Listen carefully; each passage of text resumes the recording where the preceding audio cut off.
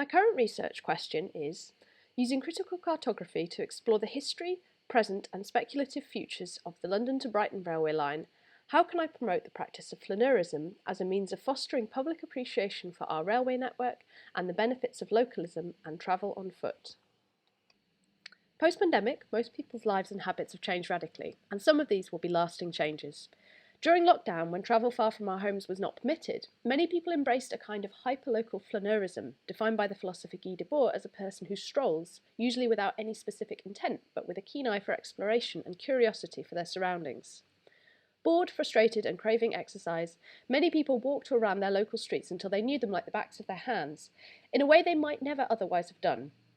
For some people, this actually turned out to be quite a rewarding experience, as they learned more about their local area and embraced this spirit of exploration and curiosity, and renewed passion for travel and sightseeing on foot.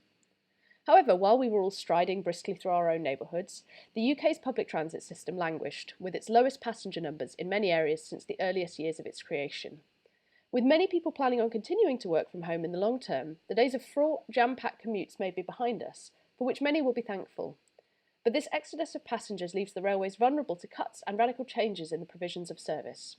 While none of us can single-handedly solve this, I want to use the practice of flaneurism and shared experience to foster an appreciation, fondness and respect for our incredible railway network, its societal impacts and its past, present and potential future. So my action plan. I've decided to focus on a section of railway which is close to my heart, the London to Brighton railway line. I've divided the London to Brighton railway line into 12 walkable sections, and I'm going to look at each one from a creative and critical cartography perspective. I've invited 12 different walking companions to join me, one for each section of the route. These companions are all specialists in relevant fields of interest to the project, and all have some ties to the London to Brighton railway line. Together we will talk and walk and think about the importance of the railway network, of travel, exploration, community, infrastructure, and any other relevant ideas which occur to us as we explore. We will think about the past, present and possible futures of the railway network. We will look at facts, memory, experience, feelings, perceptions as we walk our sections en route and then travel them in reverse by train. As well as working with my 12 walking companions, I will also be working to find ways of inviting a wider range of participants to share their thoughts, memories and ideas of the route with me.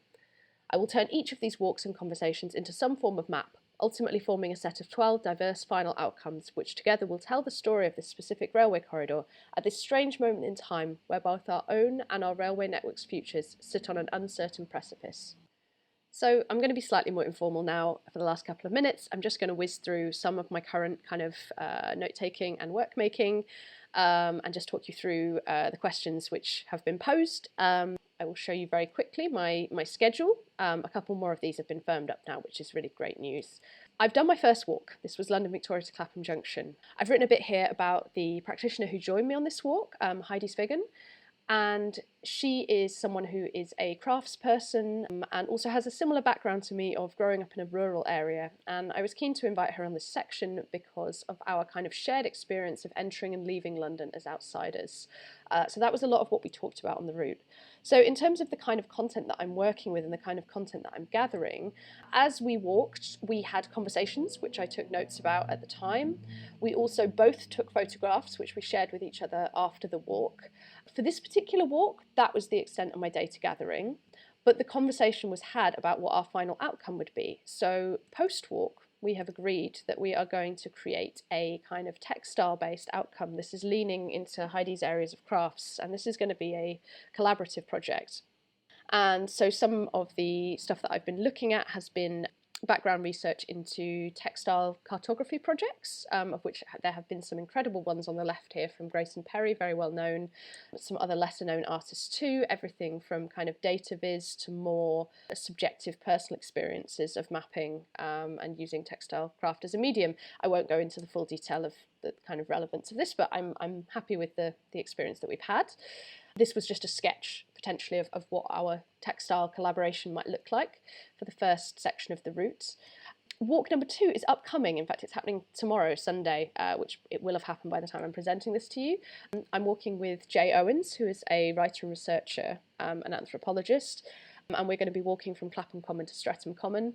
I'm going to be even more focused on photography on this section because Jay is an incredible photographer. And yeah, that's the kind of data that I'm gathering for this section. However, it's really going to vary depending on the person. Some sections I'm working with illustrators or artists. We will be stopping and drawing. I'm exploring one section with someone who is interested in audio work, so there will be audio gathering there. It's very much led by my collaborator or my kind of co-conspirator on each section. So yeah, that content is then going to lead on to the creation of these individual maps. Hopefully that answers everything that I needed to answer. Thanks for listening.